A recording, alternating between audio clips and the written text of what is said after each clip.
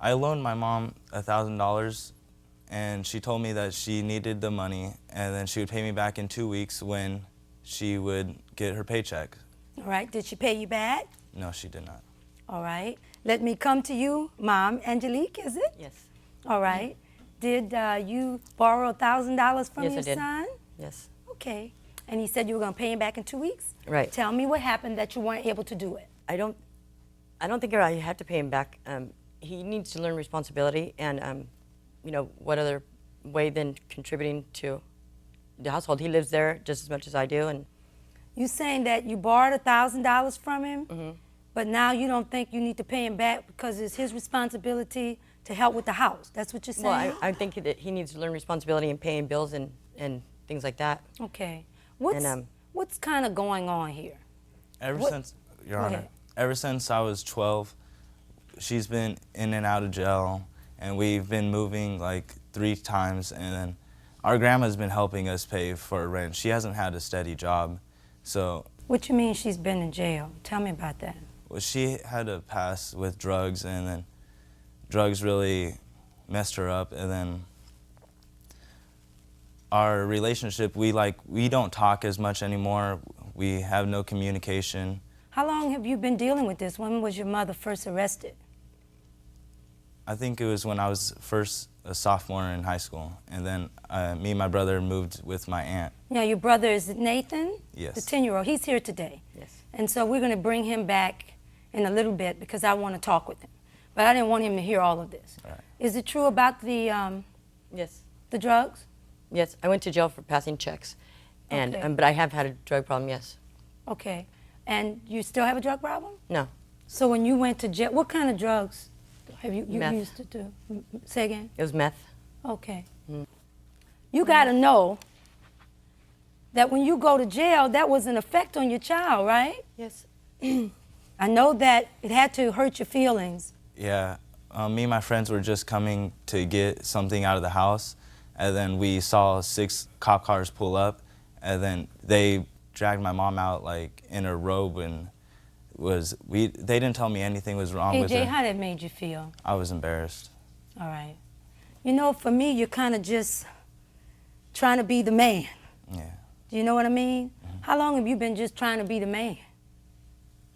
Throughout what I'm saying to throughout you? my high school year, I don't open up to anyone. I don't like talking to people about it. I keep it to myself. And There's something greater than just the $1,000 Yes. that you really Yeah, want to be heard. But we need to get him to a point where you can talk. It's always been me and AJ. Me and his dad split up when he was very little, and I've always done my best. How do you get where you want to take drugs when you know you have like kids? How do you go down? Was it a guy or what happened? Issues from family, from growing up that I'd never dealt with, and Like you try to what? numb the pain. And Like what? I had him when I was 17. Just things that I should have dealt with, but I didn't. And that's what you use the drugs to help you with? Yeah, kind of numb the pain. Okay. Seems like you're having a hard time just getting yourself together, right? Right. Well, one of the biggest concerns I have, and we're going to bring out Nathan in a minute, is I'm concerned that as a single parent, and my mom was a single parent, that you don't make him your other spouse. You know what I'm saying? Because sometimes the single parent needs somebody to be there with the parenting, and then everything falls on you. Do you feel like it's falling on you sometimes? Yes, I do. You hear your child saying, I don't talk to people, I don't open up, yet he's here. So we want him to be able to talk without worrying that you're going to just be mad with him. Oh, yeah. Okay? You all right? I'm fine. It's going to be fine. I promise. This is really heartbreaking. This kid is 18 years old, taking his mom to court because he lent her $1,000, and now she's saying that she doesn't owe him anything and that that's just him contributing to the household. First of all, the fact that an 18-year-old even has $1,000 to give to you is remarkable. It means that he's working, just graduated from high school. Meanwhile, you're out here unable to get a solid job. You've been arrested multiple times in front of him and his friends, no less. The impact that that will have on him forever is unimaginable. But to stand in court and say he's just contributing to the household after you admitted that you were meaning to pay him back, loans don't work that way, honey. Let me tell you something. I'm so impressed that you're even here. To say you're not talking. Because I know this is not easy, but you're doing good. Man, Nathan, you're looking nervous. You nervous? Okay, I can see it in your eyes. Don't be nervous. Remember I told you it was just me and you talking. Take a deep breath. Do it.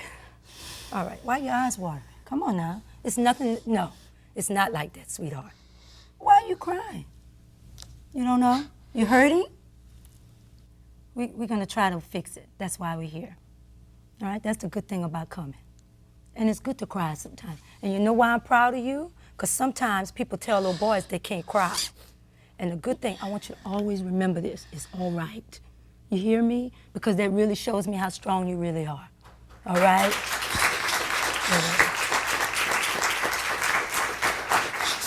All right. Guess what? I'm not gonna ask you anything. Because you're telling me everything with your eyes. Anything you want to tell me? All right. Okay, you go on. All right, I'm proud of you for coming. Thank you. All right, sweetheart.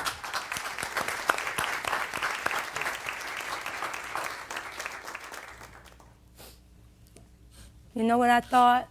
More than anything, there's a veil of secrecy going on in here. Do you know what I'm saying to you? I hear you. He didn't have to say a word. You could look in his eyes. What do you think about that? What do you think about what you saw?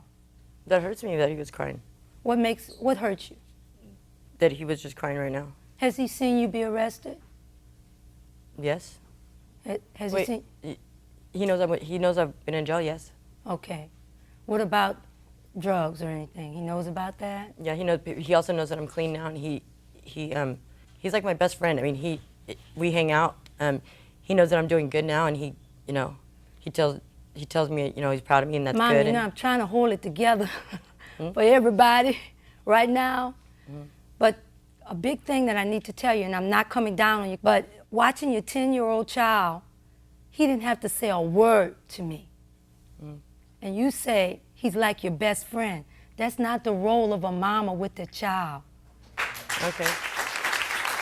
I was thinking the exact same thing. She was saying, he's my best friend and he tells me how proud he is of me. Girl, he's 10 years old and he's saying that he's proud of you for being clean from drugs. That is not a weight that a 10-year-old should be carrying. You are putting the role of being the parent on your kids. You are expecting them to take care of you instead of it being the other way around. Kids gain their confidence from their relationships with their parents. So the fact that the kid came out and immediately just started bawling his eyes out is very evident that he is a very insecure child. He doesn't have a solid foundation at home, and that creates insecurity in himself, in his support system. He clearly feels like he can't carry the weight of his own emotions and probably doesn't have a very good example of how to regulate his own emotions, so it just comes out. And it's really heartbreaking to see him like that. I'm an empathetic crier, so if I see someone crying, I will cry too. I feel like I've had tears in my eyes this entire video.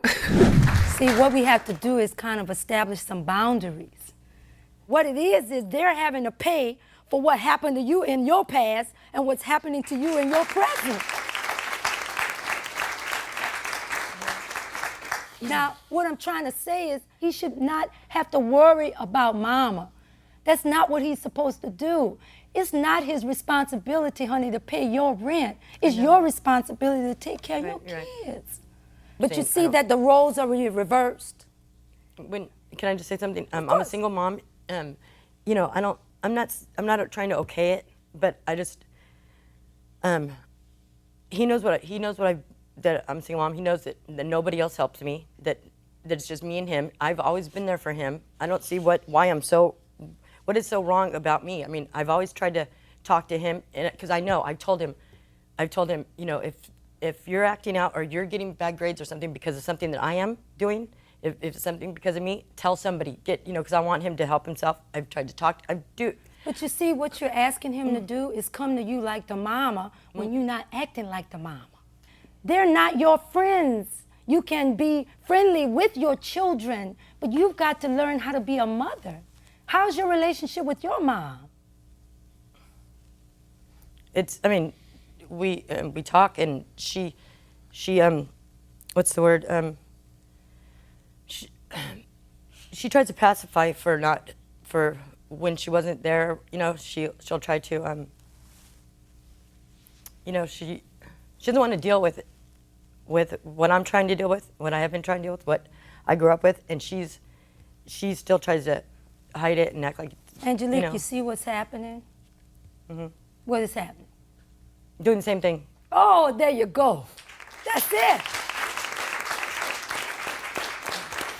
The generational trauma just keeps compiling if you don't get your life fixed. I mean, we are the carriers of our generational trauma, and it is up to us to put an end to that. I do empathize with the mother. She doesn't seem to have been set up for success in that department. Getting pregnant at 17, then subsequently falling into drug addiction, getting arrested. I mean, there's been a lot of things that definitely have screwed up any sort of redemption for her. But that's the thing, is it's never too late. It's never too late to admit that you're doing something wrong, to admit that, hey, I'm actually not being a very good parent, and I need to figure that out before my kids have trauma so deep that they will continue to do the same thing that I'm doing. There is something so powerful about moms, about parents in general who have adult children, or even like younger kids who realize, oh my gosh, I need to figure myself out for my kids, because there's so many parents who will just deny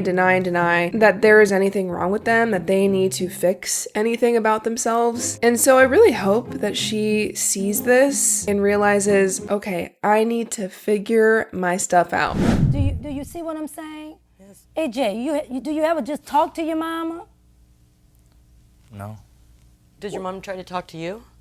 Yeah, she does. Well, right now it's going to be about them. So if you want to say something to her right now, don't say it to me. What's been going on? How has this made you feel? Why don't you, and I want you to look at him, and I want you to tell your mama.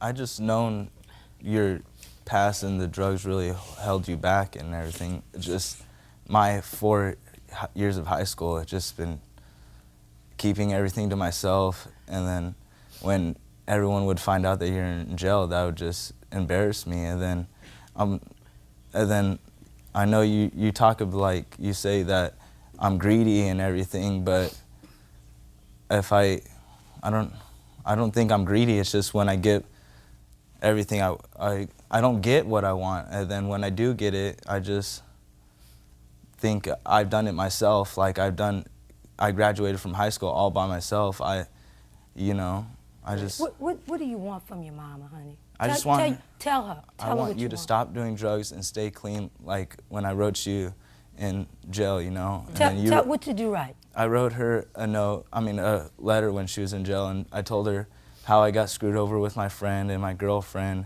and then that was the first time I really opened up to her. And then she wrote me back and said everything's gonna be good and everything's gonna be fine. And then I just wish you stuck with it. And then I know you didn't stay clean after that, but then I just want you to do good and be more responsible, and don't have to ask me for money and ask, Yes. Just keep a stable job.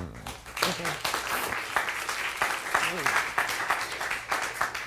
Now, did you hear what he said? Yes, I did. You want to tell him? And I'm sorry. I'm sorry. I always tell you I'm sorry for hurting you. I mean, I wish you could talk to me more. And I'm sorry that I put you through all that. I'm sorry. Yeah, and then I can't talk to you like a parent because you haven't been a parent to me. You've been like, no. Oh my God, no. Come back. No. I don't mean like. No. I'm sorry. Well, I think it's safe to assume what she does in fight or flight mode. Wow, her just up and walking out of the courtroom when her son is finally opening up to her tells me all I need to know. He's finally laying it out there, telling his mom what he thinks, and she just leaves. Classic avoidant behavior, by the way. She's avoiding any conflict, any vulnerable situation, and it's clear that that the son is probably avoidant too. I mean, he hasn't been telling anybody about things that he's been going through. And then the second he is trying to be vulnerable, his mom basically shuts him out, puts a wall up, teaching him, no, being vulnerable is not okay. And that's just going to continue that avoidant behavior. And that is just really sad to see. I want to tell you this. We could only wish to have a son like you. Do you hear me? I mean that from the bottom of my heart. You ought to be proud of yourself. You stood up for yourself and you said, I put myself through high school. You hear me?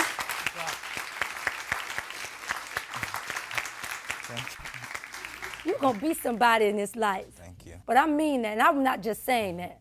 I'm telling you, if I could wrap you up and take you home with me, you're some kind of son. So let us see if we can get her, and then we'll come back, okay? So we'll stand adjourned until we can put everything back together. How about that? Okay. It's going to be all right.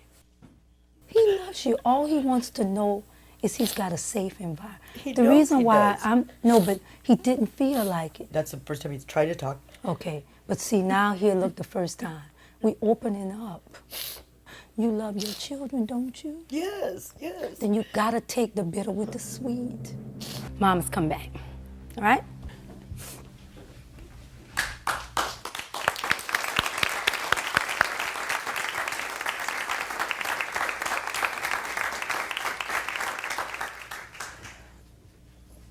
I know it was hard hearing him tell you what was in his heart.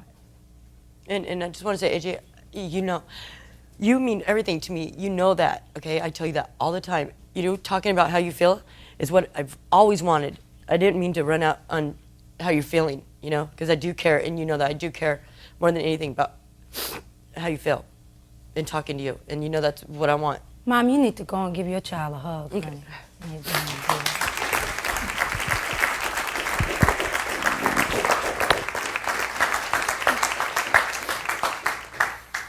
Why don't we leave here with the feeling that we're going to start fresh? You're going to make a promise to him, and I want you to tell him that promise about listening to him. Oh, okay. Once a week when you sit down and talk to me, I will listen. I promise I will listen. And I will speak to you once a week. Okay. Now, you know that's bigger than $1,000 that we came here for, right? All right.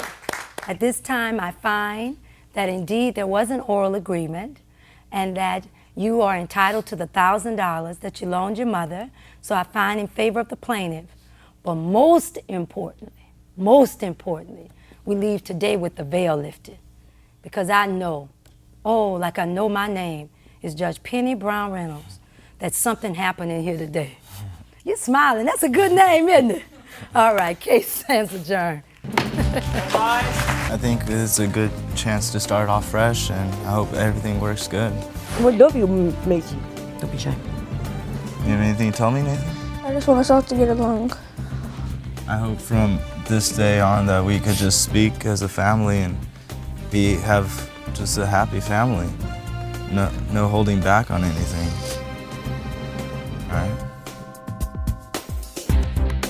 Alan says their communication has drastically improved. He and his mom have committed to weekly talk sessions, and the entire family has dinner together every night. Oh my gosh.